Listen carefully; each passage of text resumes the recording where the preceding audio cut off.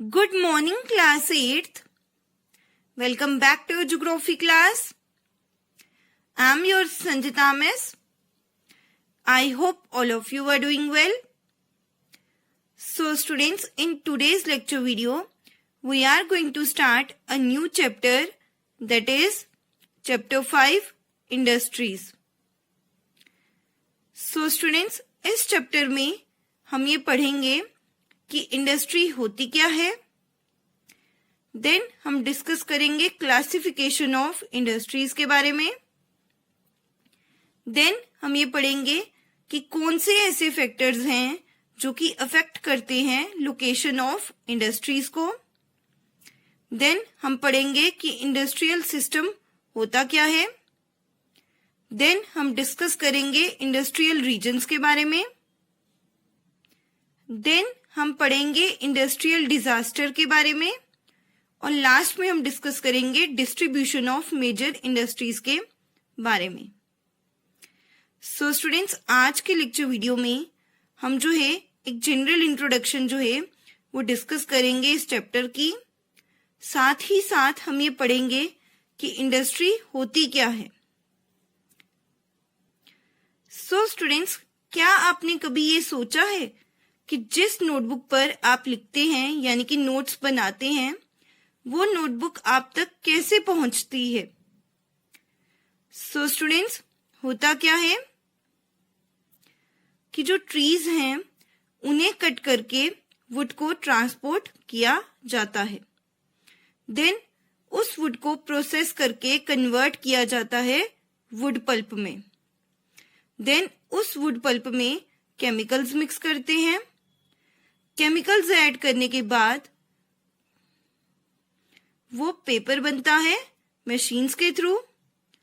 Then उस paper पर ink से प्रिंट करा जाता है और फिर उन पेजेस को बाइंड करा जाता है जिससे कि नोटबुक बनती है. एंड देन वो नोटबुक जो है मार्केट में पहुंचती है और फिर आप उसे खरीदते हैं.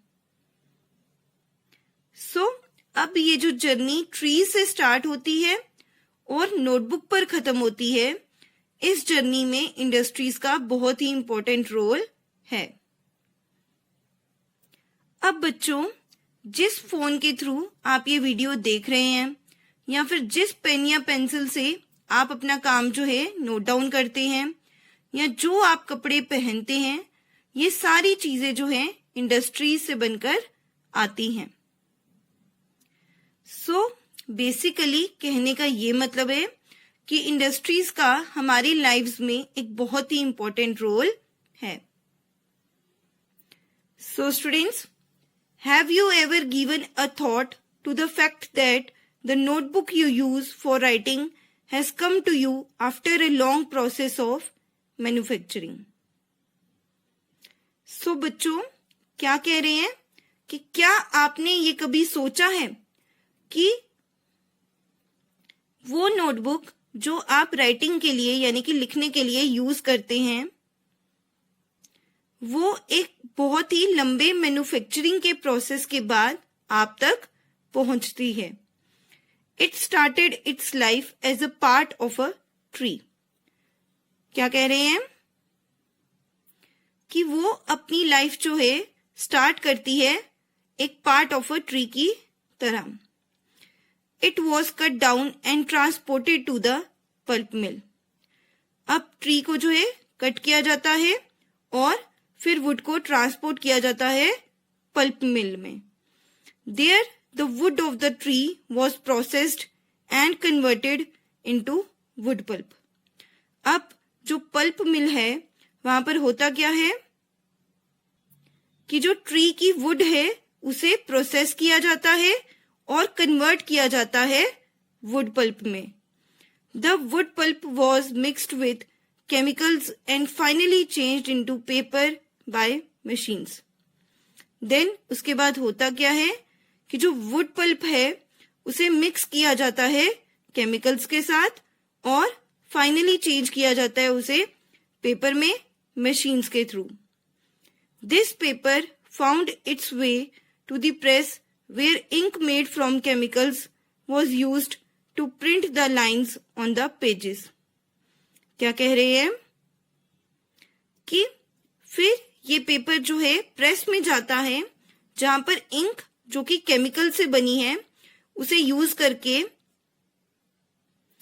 पेजेस पर जो है लाइंस जो है वो प्रिंट की जाती हैं। The pages were then bound in the form of a notebook, packed and sent to the market for sale. अब उन पेजेस को बांधा जाता है एक नोटबुक की फॉर्म में, पैक करा जाता है और फिर उसे मार्केट में भेज दिया जाता है सेल के लिए।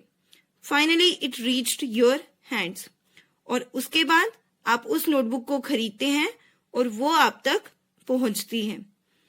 सो बेसिकली कहने का ये मतलब है कि वो जर्नी जो ट्रीज से स्टार्ट हुई थी नोटबुक पर खत्म होती है। इस जर्नी में इंडस्ट्रीज का एक बहुत ही इंपॉर्टेंट रोल है। सेकेंडरी एक्टिविटीज और manufacturing change raw materials into products of more value to the people. So क्या कह रहे हैं बच्चों, अब यहां पर हम सबसे पहले पढ़ेंगे कि सेकेंडरी एक्टिविटीज होती क्या हैं। सो स्टूडेंट्स, सेकेंडरी एक्टिविटीज वो एक्टिविटीज है जिसमें जो रॉ मटेरियल आपने प्राइमरी सेक्टर से लाया है उसको प्रोसेस करके, यानी कि उसकी फॉर्म बदलकर उसे मार्केट में बेच देते हैं या फिर किसी दूसरी इंडस्ट्री को दे देते हैं। सो क्या कह रहे हैं, सेकेंडरी एक्टिविटीज और manufacturing change raw materials into products of more value to people. So क्या कह रहे हैं कि जो सेकेंडरी एक्टिविटीज है या फिर जो मैन्युफैक्चरिंग है वो चेंज कर देती है रॉ मटेरियल्स को उन प्रोडक्ट्स में जिनकी बहुत ही ज्यादा वैल्यू होती है लोगों के लिए। As you have seen, pulp was change into paper and paper into a notebook. जैसा कि आपने अभी ऊपर एग्जाम्पल के थ्रू पढ़ा कि जो पल्प है वो चेंज हुआ पेपर में और पेपर चेंज हुआ नोटबुक में। These represent the two stages of the manufacturing process। क्या कह रहे हैं कि ये रिप्रेजेंट करता है दो स्टेजेस को मैन्युफैक्चरिंग प्रोसेस की। पहली स्टेज पे आपने जैसे देखा कि जो पल्प था उसे चेंज किया गया पेपर में, यानी कि उसे कन्वर्ट किया गया पेपर में।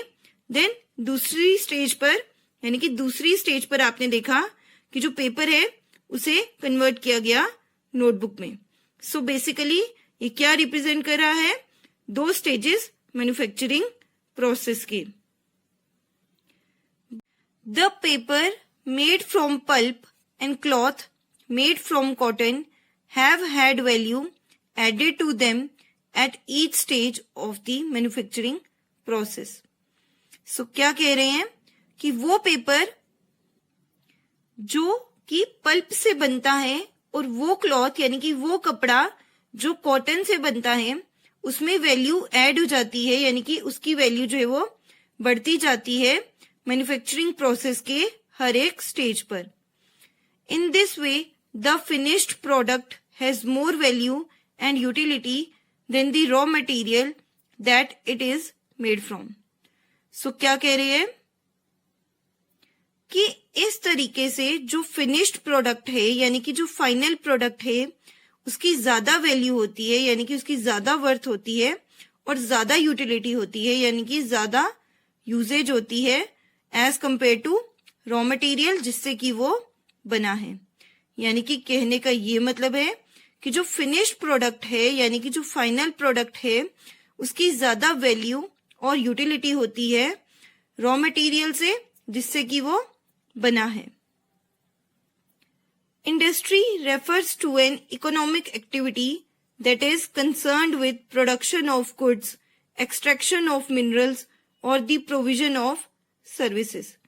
सो बेसिकली यहाँ पर आपको इंडस्ट्री की डेफिनेशन दी गई है कि इंडस्ट्री होती क्या है। सो क्या कह रहे हैं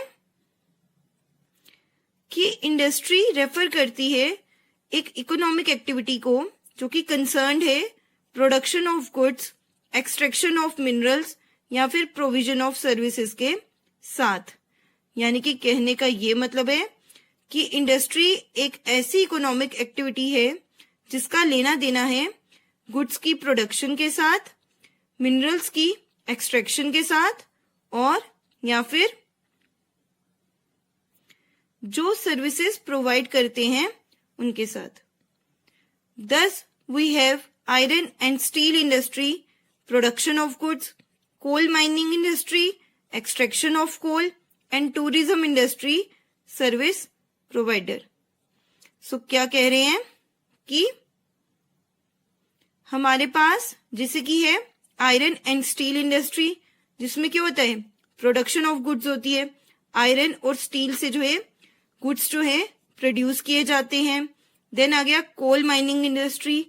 कोल माइनिंग इंडस्ट्री जिसमें कि कोल को जो है एक्सट्रैक्ट किया जाता है, उसे निकाला जाता है। एंड देन टूरिज्म इंडस्ट्री जिसमें जो है सर्विसेज जो है वो प्रोवाइड की जाती हैं। सो स्टूडेंट्स, आज के लेक्चर वीडियो में हमने जो हमारा ज्योग्राफी का चैप्टर 5 है इंडस्ट्रीज, इसके बारे में एक जनरल इंट्रोडक्शन जो है वो पढ़ी। साथ ही साथ हमने ये भी पढ़ा कि इंडस्ट्री होती क्या है। सो स्टूडेंट्स, आई होप आज के लेक्चर वीडियो में आपको जो भी पढ़ाया गया है वो आपको अच्छे से समझ आ गया हो। फिर भी अगर किसी बच्चे को कुछ डाउट हो, कुछ समझ नहीं आया हो, तो बच्चों जब आपकी चैट ओपन करी जाएगी तब आप अपने डाउट्स वहां पर पूछ सकते हैं। Thank you students, have a nice day.